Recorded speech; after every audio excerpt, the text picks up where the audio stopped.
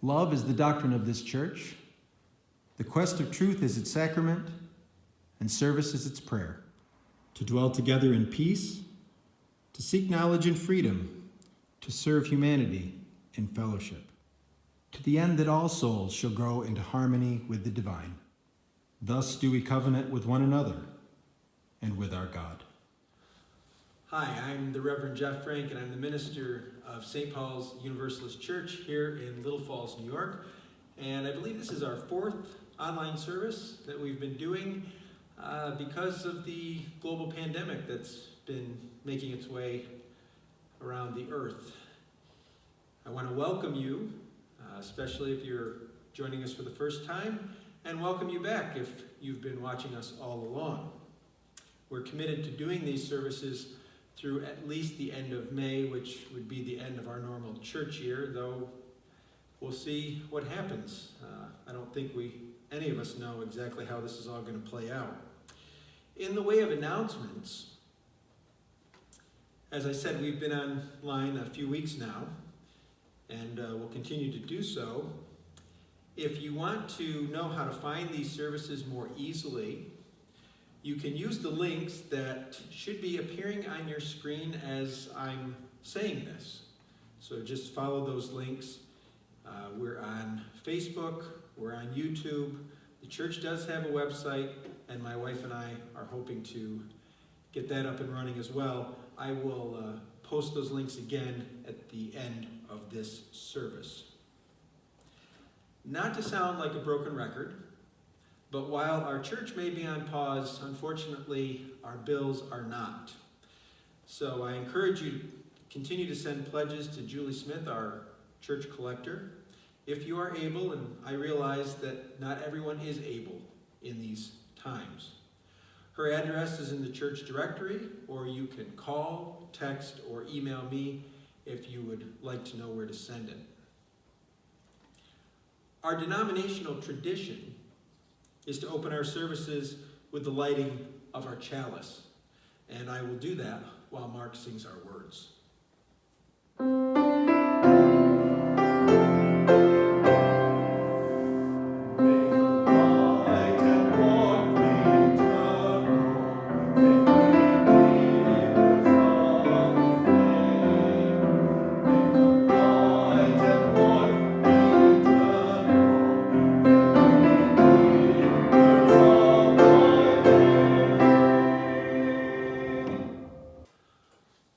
Song is Morning Has Broken, which Mark will play on the piano.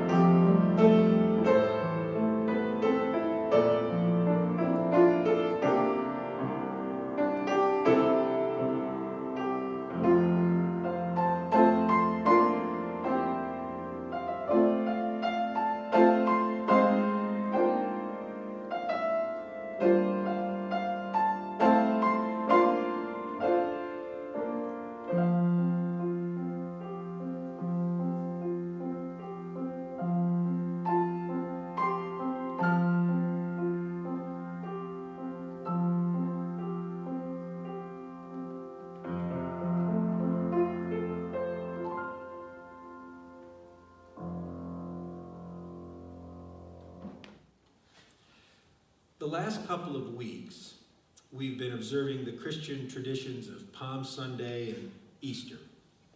Today's reading and sermon are, I guess, what you could call a postscript to that. Today's reading is from the Gospel of John, the 20th chapter. To put it into context, this is set during the time after Jesus has been crucified and his followers are in hiding. Some of those followers are claiming that they have seen Jesus alive again, that he has been resurrected from the dead. When it was evening on that day, the first day of the week, and the doors of the house where the disciples had met were locked for fear of the Jews, Jesus came and stood among them and said, "Peace be with you." After he said this, he showed them his hands and his side. Then the disciples rejoiced when they saw the Lord. Jesus said to them again, "Peace be with you. As the Father has sent me, so I send you." But Thomas, who was called the twin, one of the 12, was not with them when Jesus came. So the other disciples told him, "We have seen the Lord."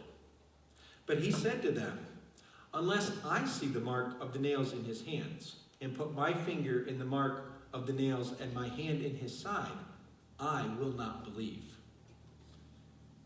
A week later, his disciples were again in the house, and Thomas was with them.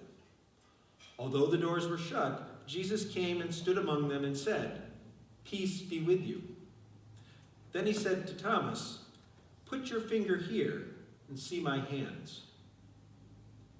Reach out your hand and put it in my side. Do not doubt, but believe." Thomas answered him, "My Lord and my God." Jesus said to him, "Have you believed because you have seen me?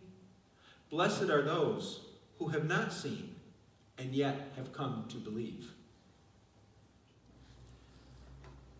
One of the dictionary definitions of the word faith is something that is believed, especially with strong conviction, such as a system of religious beliefs. Another definition of faith is a firm belief in something for which there is no proof. People traditionally come to church to practice their faith. Getting together with others who share our faith can help to support our individual spiritual growth. But faith can be a tricky thing, because sooner or later, we run headlong into that whole belief in something for which we have no proof issue. For example, is there a God? And does he, she, or it care about us? Is there life after death? Will we be reunited with our loved ones who have passed on before us? Are angels real? Are miracles possible? The questions could go on and on. Many of us have strong feelings and beliefs one way or another about these types of questions, but the fact remains that we cannot prove any of our answers. One hard truth in our lives is that matters of faith leave a lot of room for doubt. We don't always think about it. Perhaps on some level, we don't want to think about it. But sooner or later, something will happen that is a cold splash of water in the face of our faith. I'm talking about things like when an earthquake, a hurricane, or a tsunami leave thousands dead or homeless. Or when someone dies senselessly in a freak accident, or because they showed up for school or went to the movies the same day a person with a gun decided to open fire. Or when we lose a loved one to illness, something that many people are experiencing every day across the world with the ongoing pandemic. There are times in everyone's lives when their faith is badly shaken. It is at these moments when doubts creep in. And people don't necessarily like to talk about doubt, especially not at church. Doubt is often seen as the opposite of faith, the enemy of faith, as it were. When it comes to matters of faith, doubt is at best seen as something to be put aside, and at worst, something that will lead people astray. Let's go back to that passage I shared a few moments ago from the Gospel of John. The disciples of Jesus were in hiding from the authorities. Their teacher and leader had been arrested on trumped-up charges, crucified, and then had died. A couple of these disciples and one of Jesus' female followers, Mary Magdalene, had gone to Jesus' tomb and found it empty. Jesus later appeared to Mary and spoke to her. Later that evening, Jesus appeared to most of the apostles, showing the wounds from his crucifixion, holes in his hands, the mark where a spear had pierced him in the side. But the disciple Thomas was not present during that encounter. When the others tell Thomas what they have seen, he is doubtful, telling them that he will not believe until he sees Jesus for himself and puts his hands in Jesus' wounds. When Jesus reappears a week later, Thomas believes because he can see with his own eyes. But Jesus admonishes Thomas, telling him that those who believe without seeing are blessed. This story is the origin of the term doubting Thomas. A doubting Thomas is someone who refuses to believe something without direct, physical, personal evidence. In other words, a skeptic. And Thomas historically is given a bad rap. He is criticized for not having enough faith. And yet we need to remember that the other disciples were given the same proof that Thomas demanded. The resurrected Jesus had appeared in their midst a week before, and so they believed. They had proof in front of their eyes. To fully understand the story of doubting Thomas, we need to look at it in context. The story of Thomas only appears in the Gospel of John. And that Gospel was the last of the 4 Gospels to be written. Most biblical scholars believe that it originated some 60 to 80 years after the time of Jesus. And this is important to remember because the early Christians believed that when Jesus said that he would return, it would be in their lifetimes. By the time the Gospel of John was written, Jesus had not returned, and his original followers had all likely died. Second and third generation Christians had to keep the faith alive, and that's where the story of doubting Thomas comes in. When Jesus tells Thomas, "Blessed are those who have not seen and yet have come to believe," it is a message to believers that even though they had not directly seen or experienced the ministry of Jesus, it was still something that they could and should have faith in. The story of Thomas on its surface makes it clear that doubt is not something that people of faith engage in. Doubt suggests uncertainty and questioning. Thomas certainly had questions about what he had heard from his fellow disciples concerning the resurrection of Jesus, and who can blame him?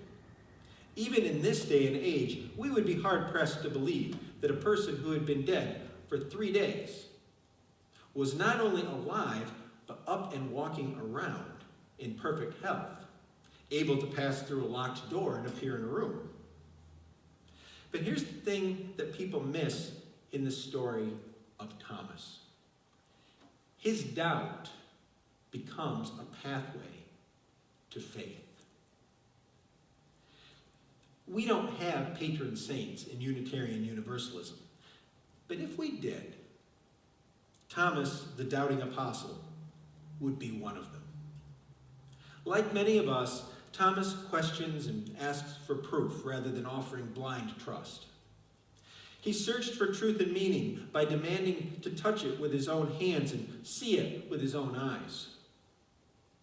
Because of his doubt, when his questions were answered, when he touched Jesus' wounds with his own hands, his faith was strengthened. Because of his doubts, he came to believe. Doubt and faith are not opposites. They complement one another. We must be cautious of using one without the other. If we rely only on doubt, if we raise questions just for the sake of raising questions, or just for the purpose of proving someone else wrong, we head down a dead-end path to a place of no faith, no belief. At the same time, if our faith is blind, if we do not first pass it through the shadow of doubt and the fire of thought, it is weak and fails us when it is tested. For faith to have meaning, it must be grounded in some form of reality. We know this, and I like to think that Thomas knew that too. Bad things are happening in this world.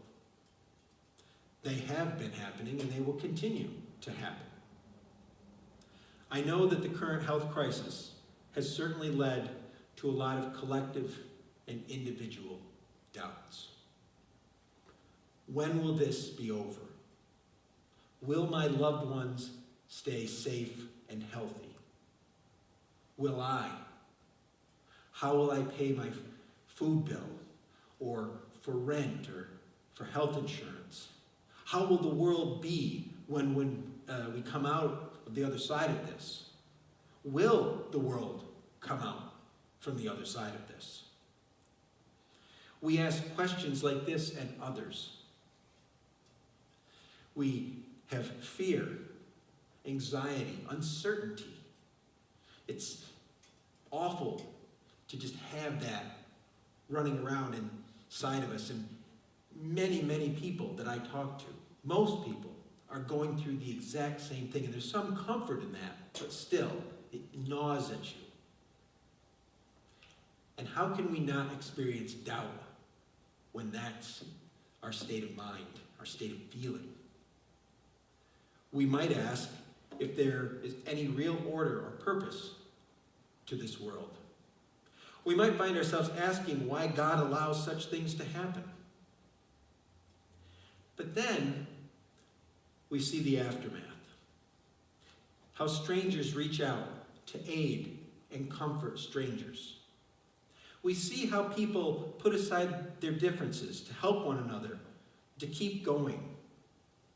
And on some level, hopefully, our faith is restored. By and large, I know that I have seen more good come out of this in the way people treat each other than bad. It sounds crazy, but one thing that has helped to restore my faith, other than seeing how people are generally helping and supporting one another in this difficult time, is that I have noticed that cleaning products and paper products are not completely gone from store shelves like they were 2 or 3 weeks ago. Sometimes life gets confusing, and there are so many conflicting messages. And what we see and what we feel are in conflict, and we don't know what to do. We don't know where to start. Sometimes the only thing we know is what we don't know. Knowing what we don't believe can be just as important as knowing what we do believe. Sometimes in order to grow in our faith, we have to begin with our doubts. That's as true for religion as it is for anything else. There is a saying in the Eastern religious traditions: great doubt, great awakening. Little doubt, little awakening. No doubt, no awakening. So, don't deny or turn away from your doubts. Cherish them. That's right. Cherish your doubts. Because it is only through doubts that we come to believe. Amen. And here's our dear friend Mark with an old favorite, Amazing Grace.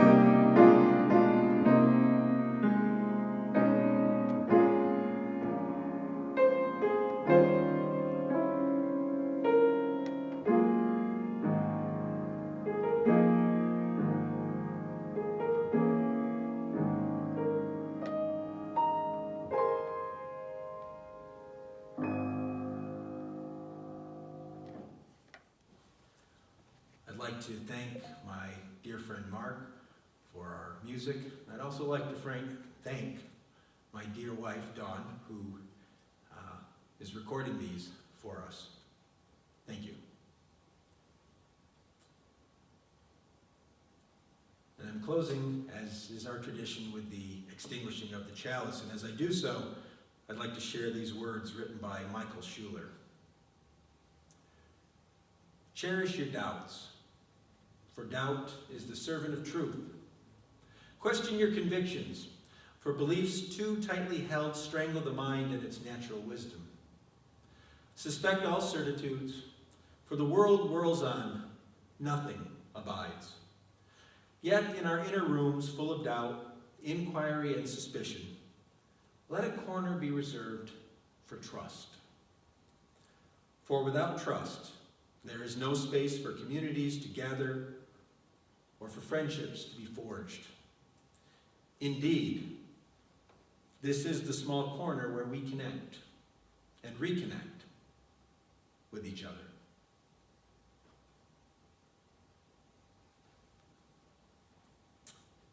We hope to see you here next week online.